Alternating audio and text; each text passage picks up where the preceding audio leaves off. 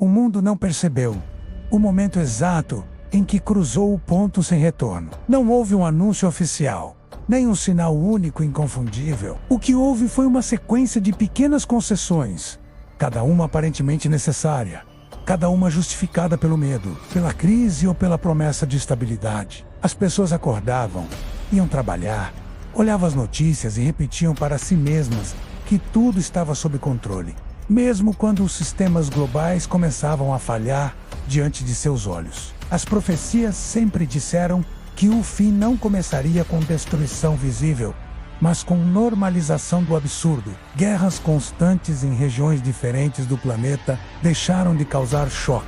A fome voltou a existir em escala global, mas agora era explicada como efeito colateral de ajustes econômicos. Doenças novas surgiam com frequência, e a população aceitava viver em estado permanente de emergência, ou medo torna-se o idioma universal. Nesse cenário, surgiu a figura que os escritos antigos descrevem de forma simbólica, mas precisa não como um ditador declarado, mas como um mediador global. Alguém que falava em nome da razão, da ciência e da unidade.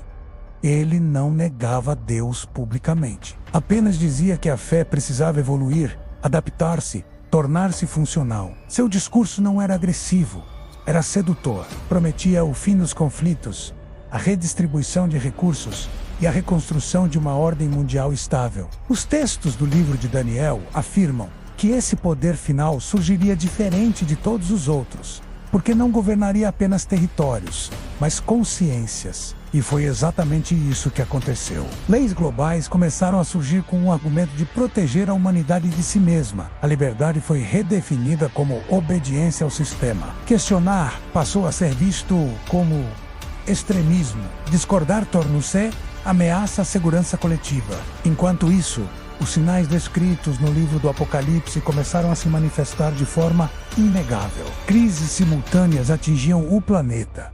Colapsos financeiros em cadeia, apagões energéticos, falhas nos sistemas de comunicação, fenômenos climáticos extremos em regiões antes estáveis. Os mares apresentavam níveis anormais de contaminação. Colheitas inteiras eram perdidas, e o preço dos alimentos tornava-se inacessível para milhões. A solução apresentada foi um sistema único de controle econômico.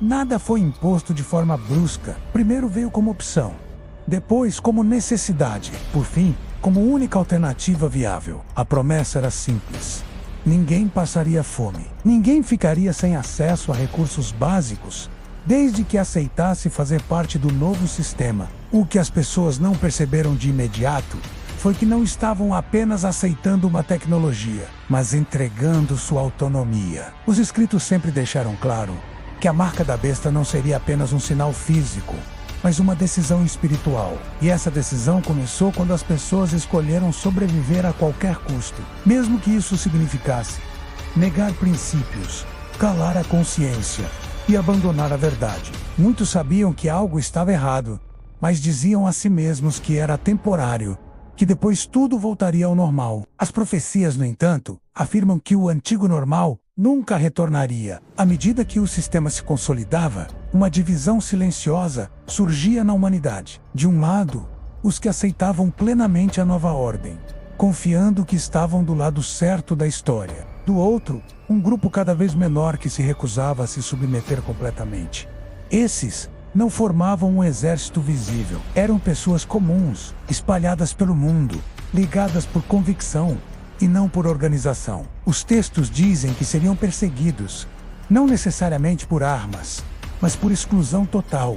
Nesse período, o conhecimento avançou de forma assustadora. Tecnologias capazes de alterar a biologia humana, manipular padrões climáticos e interferir na mente tornaram-se realidade. O livro de Enoque descreve isso como o retorno do conhecimento proibido. Não porque a ciência em si seja má, mas porque foi separada da sabedoria. O homem passou a brincar de criador, ultrapassando limites que não compreendia totalmente. Com o avanço desse poder, sinais nos céus começaram a ser registrados. Fenômenos que não se encaixavam em explicações convencionais. Alterações no comportamento do Sol, da Lua e das estrelas. O tempo parecia instável. Dias estranhamente curtos, Noites inquietantes. As pessoas sentiam que algo estava fora de lugar, mas preferiam confiar nas explicações oficiais a encarar a possibilidade de que as antigas profecias estavam se cumprindo. Quando as taças da ira começaram a ser derramadas, não houve mais como negar.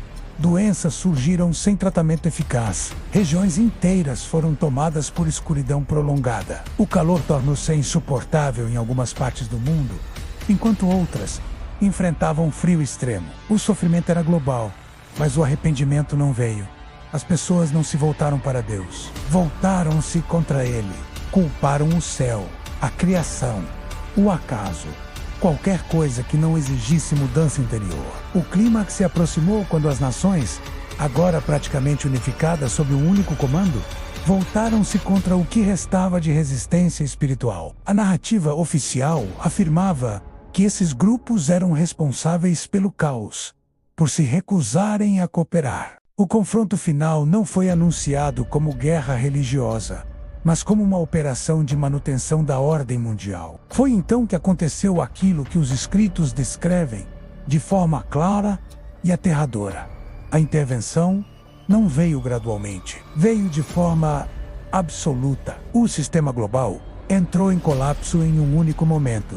Comunicações cessaram. O poder que parecia invencível revelou-se frágil diante de uma autoridade superior. O líder que prometera salvar o mundo foi exposto como aquilo que sempre foi, um usurpador. O juízo final não se manifestou como explosão, mas como revelação. Tudo o que esteve oculto veio à luz. As escolhas humanas foram expostas sem justificativas, sem discursos, sem máscaras. Cada pessoa entendeu, com clareza dolorosa, que o fim não foi imposto, mas escolhido. O mundo terminou não porque Deus falhou, mas porque a humanidade decidiu viver como se ele não existisse. E então, quando tudo o que era corruptível se dissolveu, algo novo surgiu. Um novo céu e uma nova terra. Não como continuação do antigo mundo, mas como realidade completamente diferente. Sem morte, sem medo, sem engano.